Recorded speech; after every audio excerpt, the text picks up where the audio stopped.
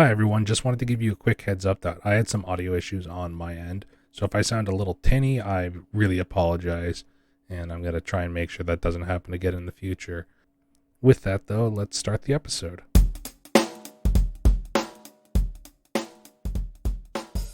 An active, dedicated group of fans can help move work forward while inspiring new ideas. Join me, Zach Walsh, as I talk to Trever, designer and author of Veil the Void, about lifelong work and the power of interacting with your community.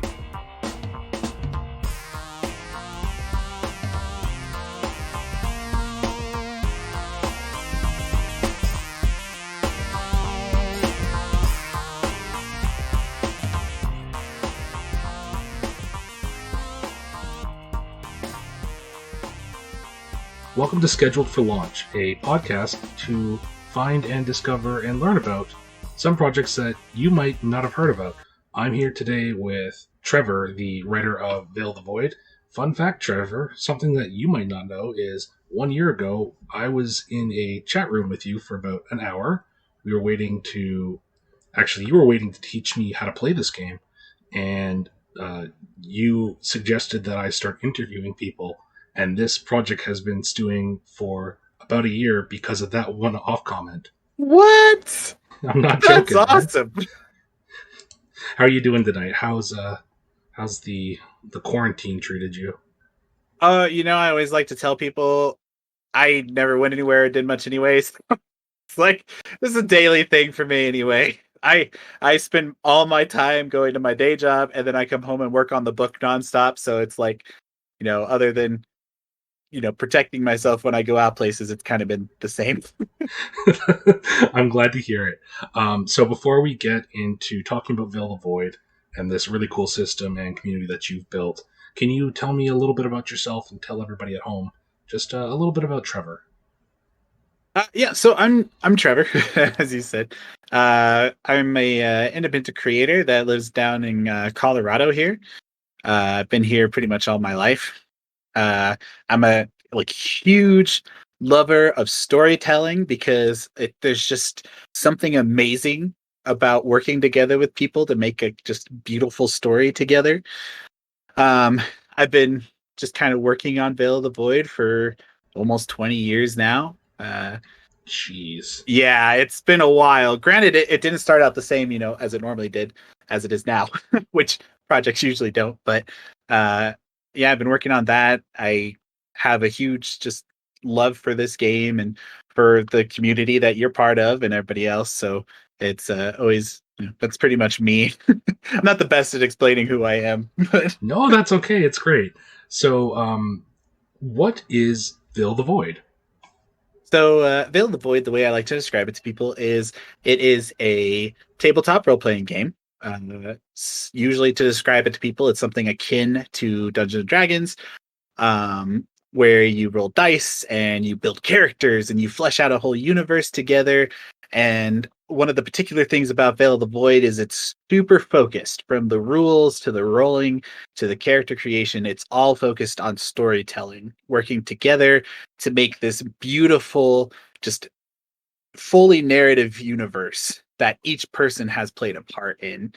And so ultimately, the whole game is about fun. Yeah, and that's one of the really cool things I think about this system is you're really building a universe together. There's a lot of really interesting customization and classes, and there's a lot you can do in Veil of the Void. Yeah.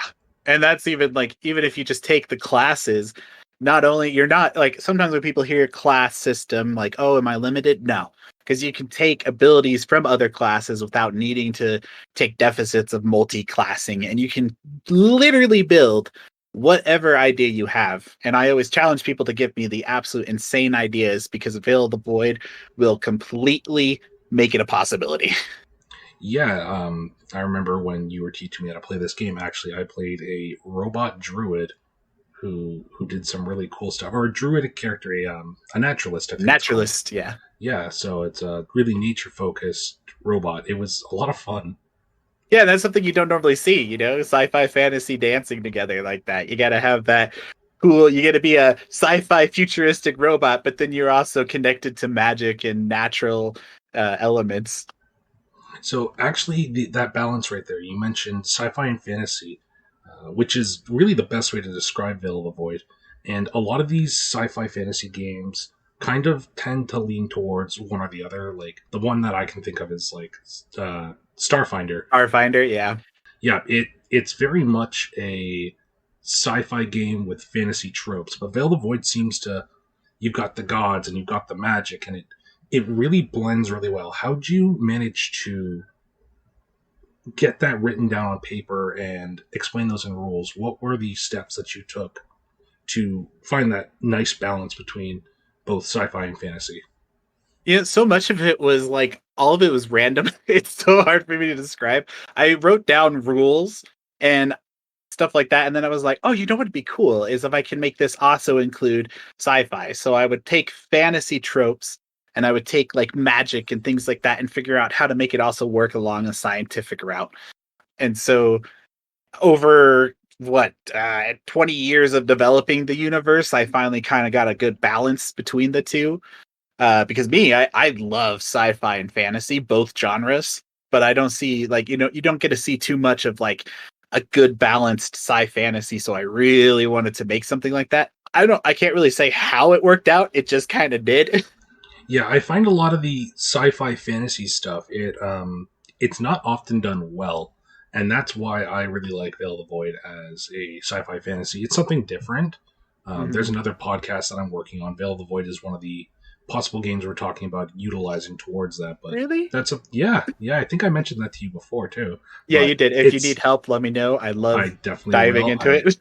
I definitely will.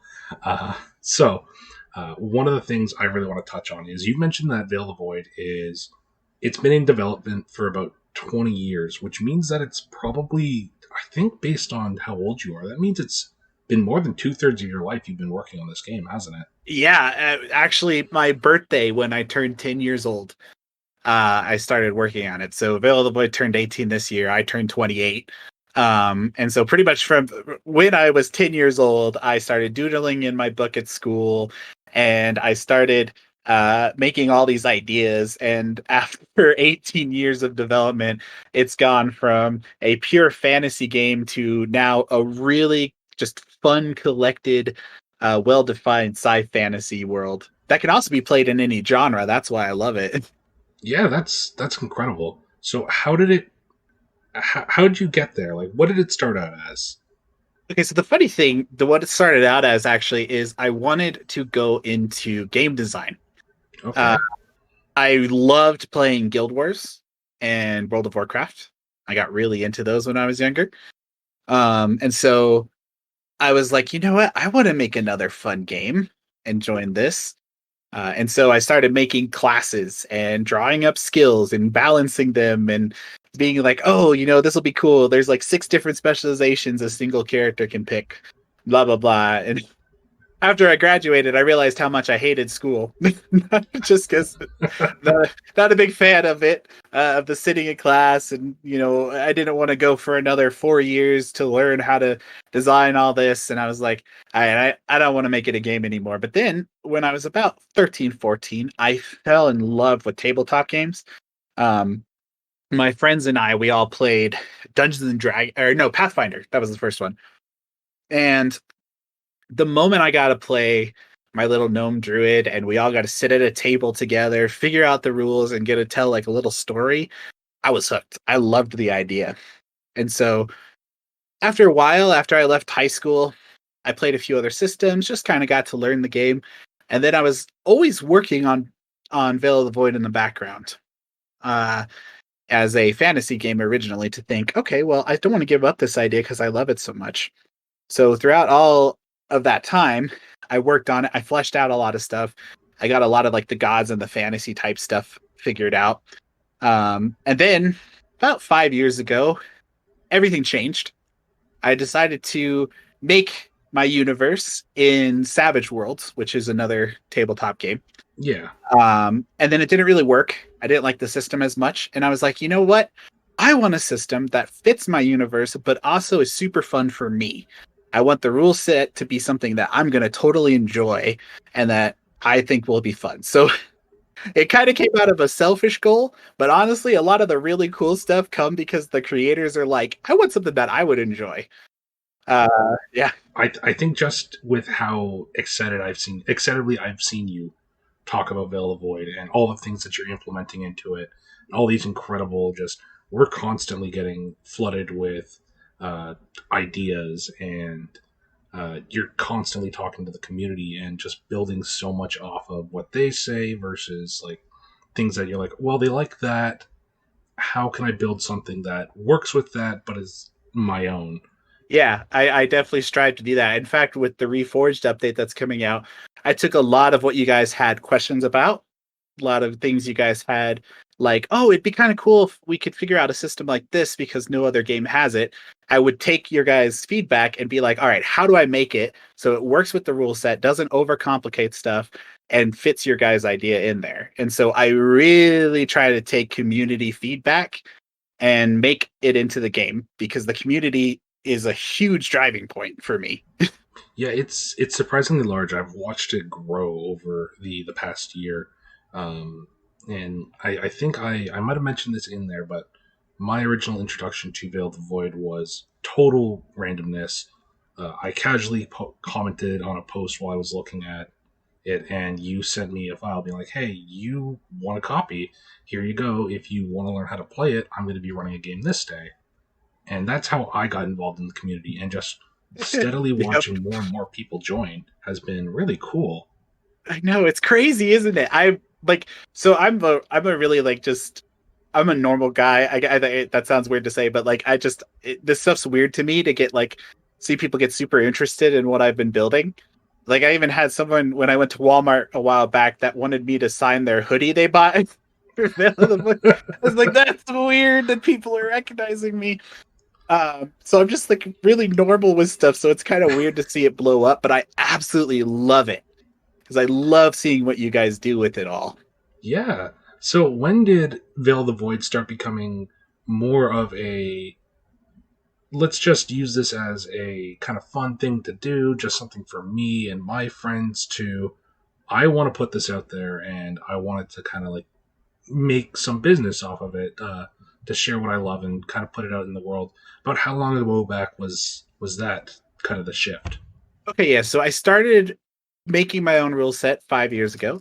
Roughly about 4 months, 4 to 5 months after that, I had a few of my friends test it. They gave me some feedback saying, "Oh, well, the rule set's a little clunky here and here," and I'm like, "Okay, cool. Let me go back to it." And then I just dove hard into it, and I was about a year after that. I was like, "You know what? This is fun." Like I really enjoy this. I'm going to see if other people will too. So I went to Staples and printed out 5 copies of what I had. Put out a poster on that Meet Me or whatever it is website. I can't remember the name, but and I was like, "Hey, I'm looking for 5 people to play a game and give me some feedback. Brand new custom game. You'll probably have a lot of fun with it." The 5 people joined. They loved the game, and I was like, "Okay, I might actually have something here." No, that's great. And so recently, I believe it wasn't that long ago. I think it was last summer. You actually ran a second successful Kickstarter because you kickstarted the first Veiled Void, correct? Yeah, I kickstarted the first one 2 years ago, and that was the rule book itself. Mm-hmm. And then after I made sure I delivered everything to everybody that purchased it, because that's very important to me, I went and did the second Kickstarter, which was for the spell cards. And then I realized, you know what? I did all this research to figure out how to get books. So I went and added the book to it as well, so that because I knew I was already going to change Veil of the Void just a little bit. Um, and I was like, well, let me do this Kickstarter and add the books and see, I can get more people in. So 2 Kickstarters now. Yeah, that's incredible, Trevor. Congratulations on that. So that second book is the Reforged edition, right? Yes. And so I'm sorry if you were going to say something. No, I was going to say, what exactly is the Reforged edition? Okay. So Reforged is, so I like to think of the first edition as kind of like the first edition. It's the test. It's to see how it works. I could only put so much in there because I was using a distributor and I didn't want to make the book so expensive that people couldn't buy it. Okay. because it's very important to me that I don't rip people off for stuff. So I could only put so much in there. So I had to cut out a lot of content that I wanted to go in the book. Uh, and so Reforged is taking all that content plus all of your guys' feedback over the year that I've had it, plus people's suggestions, and cramming it all into a brand new book that still uses everything in the first edition, but it just updates it, balances it, and adds brand new content, especially for GMs. There's a ton, there's like 12 or 13 new pages just for GMs on how to run stuff, how to come up with ideas, new tables, a super fun background creator for players that GMs can print out and give to their players to fill out and sign. And it has like all these different suggestions to help them figure out backstories. And then GMs can take that and bring those backstories into the game super easily. That's incredible. So, one of the other things I want to talk about is that Veil of the Void has this really interesting dice pool system Mm-hmm. where both fails and successes and critical fails and critical successes can all happen at the same time. For our tabletop role playing game veterans, what does this lend to Veil of the Void's unique experience for game masters and players? Yeah, so the first off, I just have to say this every time because it's really true. It feels so good to be able to roll up to 15 dice at one time in your hands.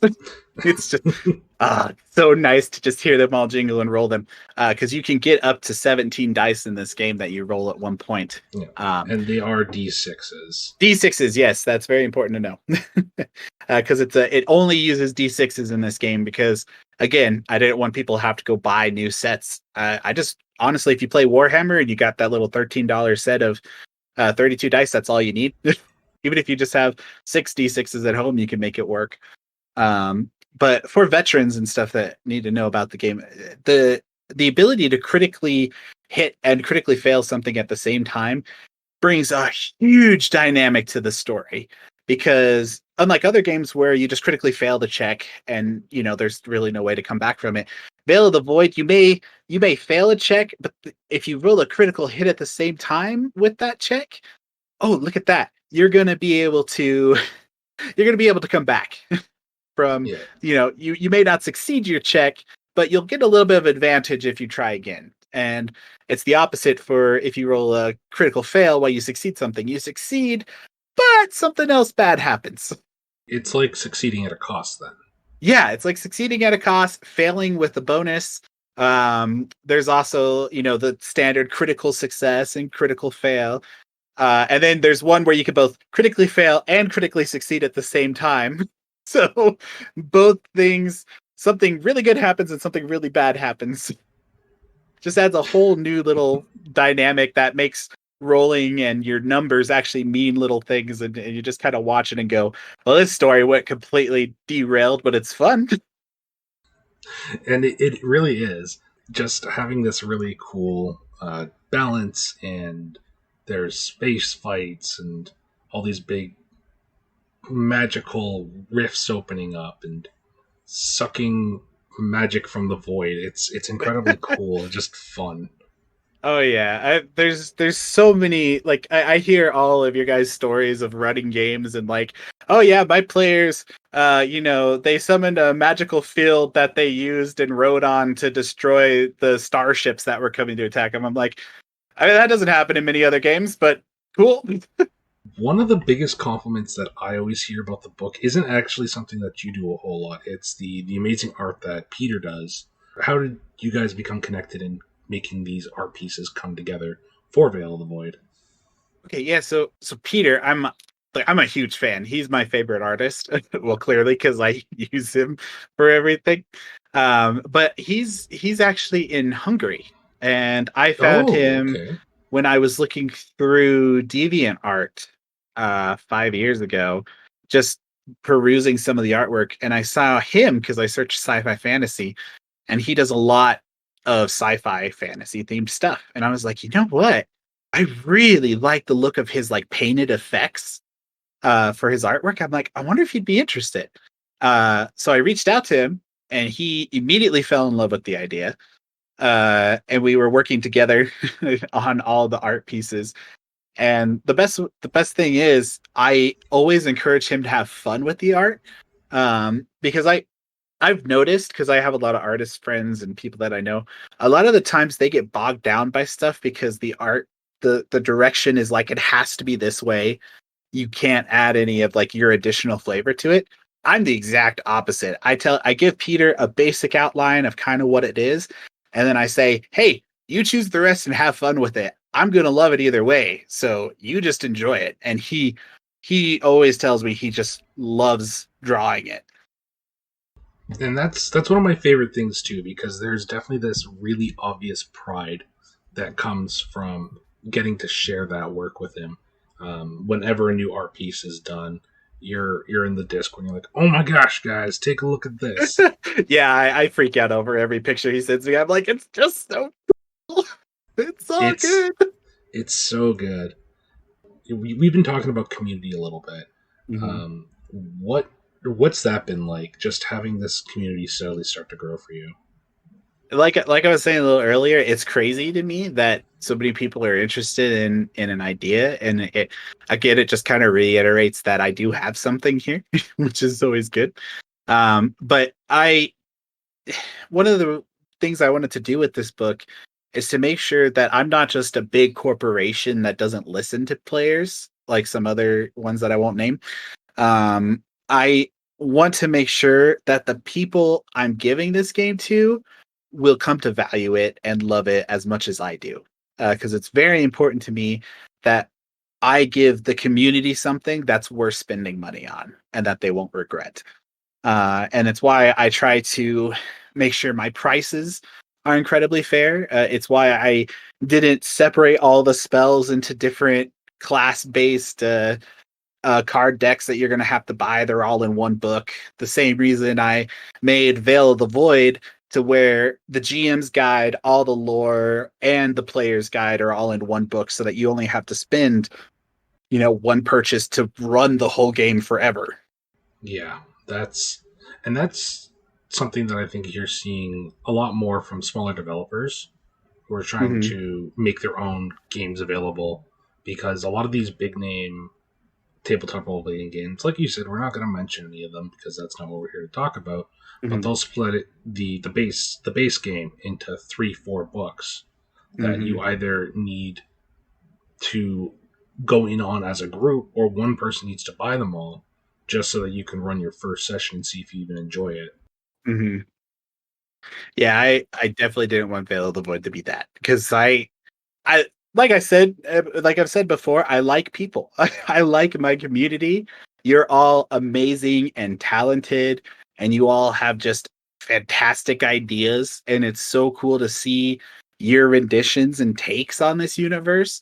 And so I really wanted Veil of the Void to just feel open and like a community where everybody can give pointers to each other's ideas, and people can come to me and ask about ideas, and they can post stuff in the Discord like you've seen in the workshop where they throw ideas around. And I just love community. I love people, and I want to make sure that everything is good for you guys, and it would be something that I want to buy personally.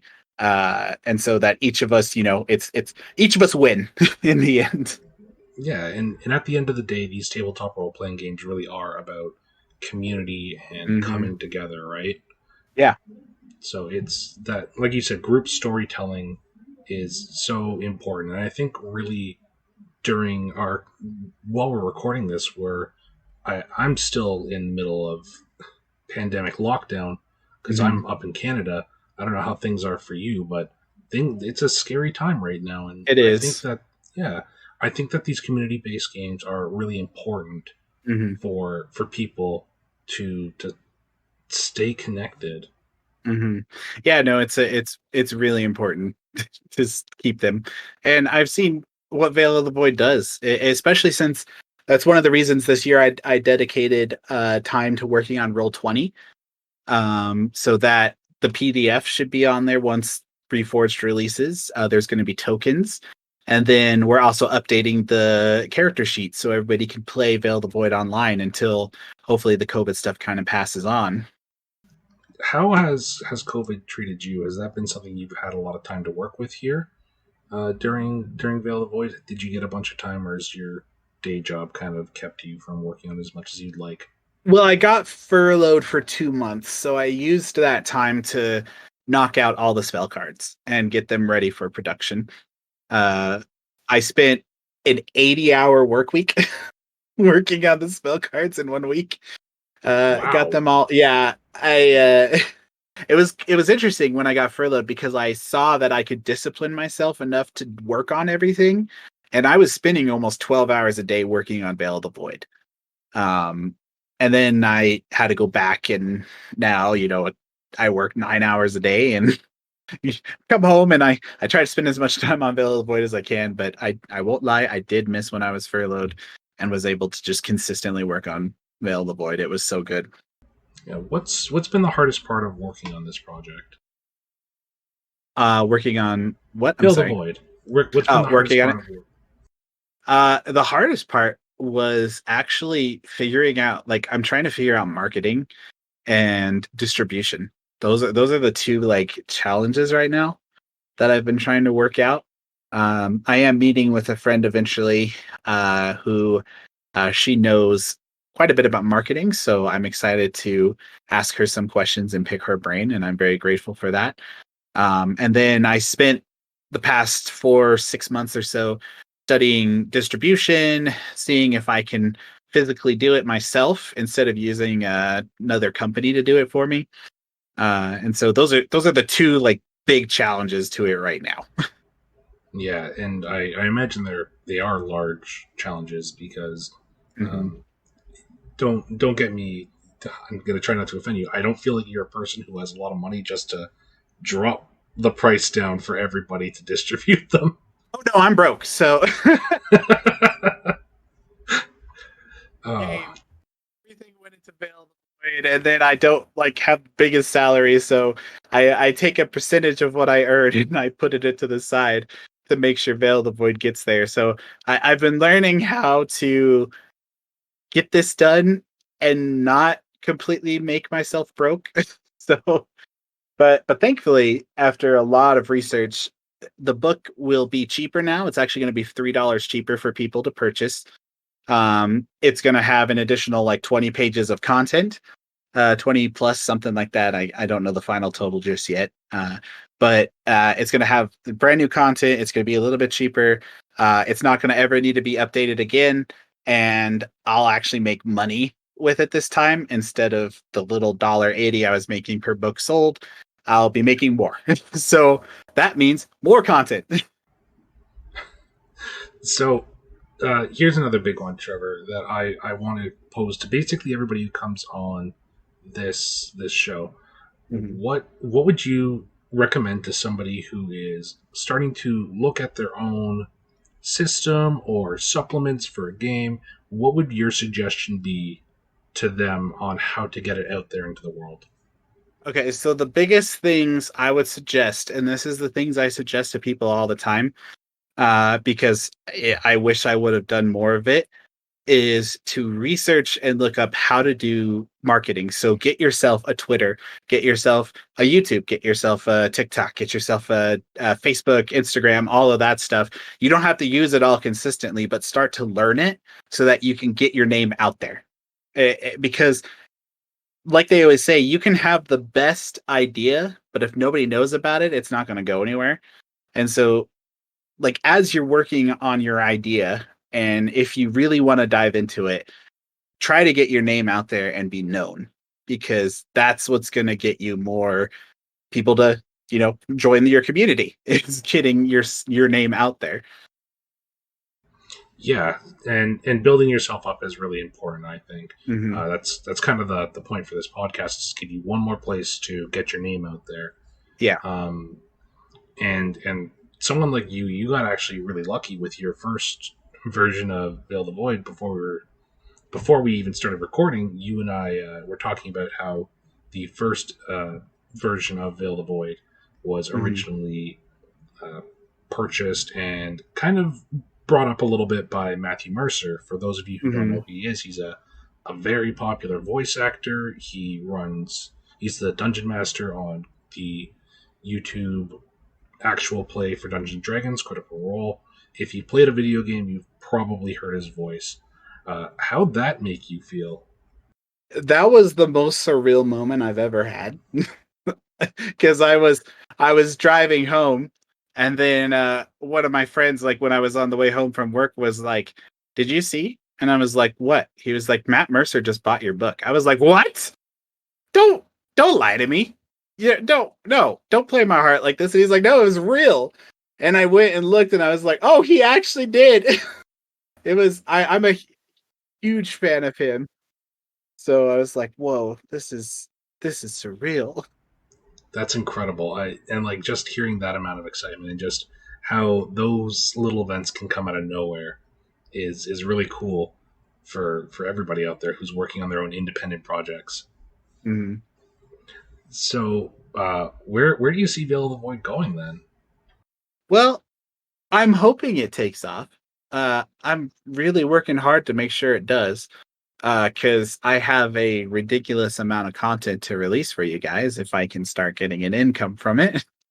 And so the next thing I want to work on actually is to try to get class cards made for the book as well. Because especially considering you can make your own class whatever you want, having the card in front of you instead of having to flip between the book all the time will make it a little easier.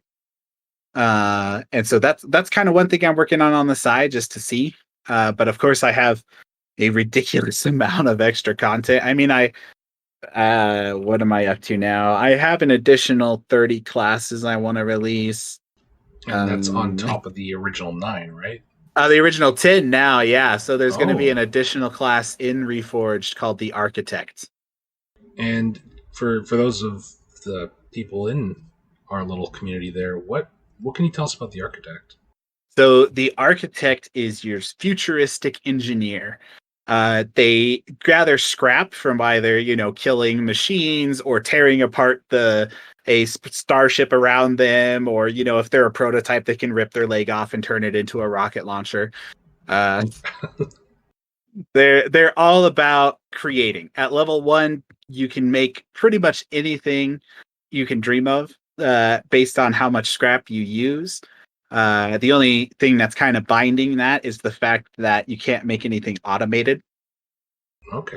So like you can't make an automatic turret. You have to use the turret, but you can use the turret as an extra action instead of an attack. So it gives you pretty much an extra attack.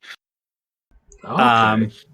they also get to have these cute little robots that follow them around. One collects scrap and gives you a farther building range. One heals allies and jumps between them. And the other creates this like nullification field that slows people down and stuff. And so they're all about building and making ridiculous stuff that has a chance of exploding in your face, but I mean, it's risk it, risk reward. And then their specializations are real fun because there's one that's a tinkerer, which lets you run around and hit people with a wrench, allies, and give them bonuses. There's one that lets you build starships and giant mechs just using your scrap. And then there's one that gives you total control over the battlefield, allowing you to like zoom out and get the upper field vision and control and move people around the place like a chessboard.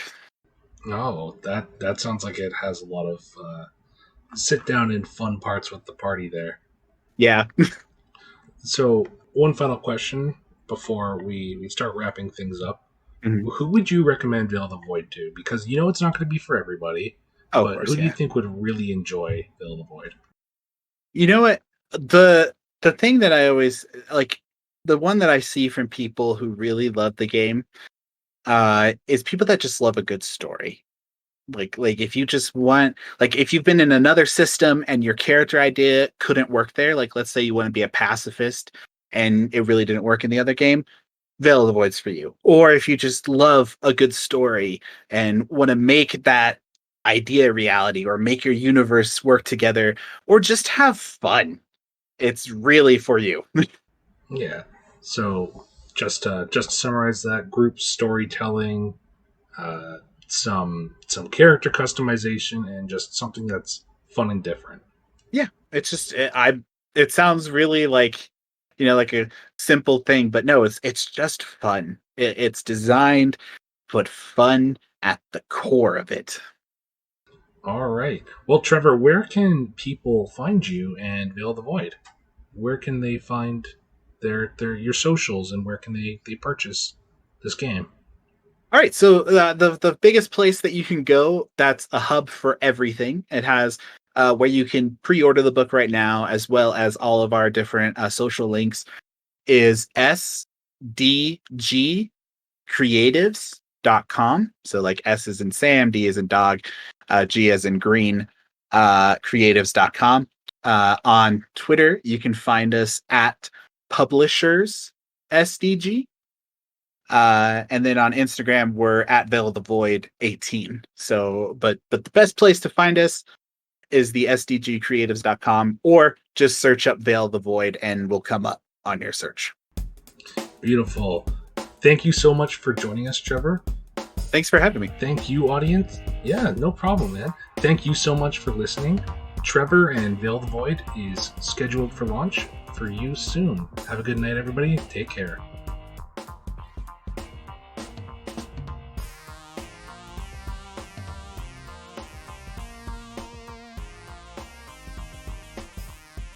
Thank you again to Trevor for coming onto the show with us this week. It was a lot of fun, and socials for him will be linked in the description of this episode.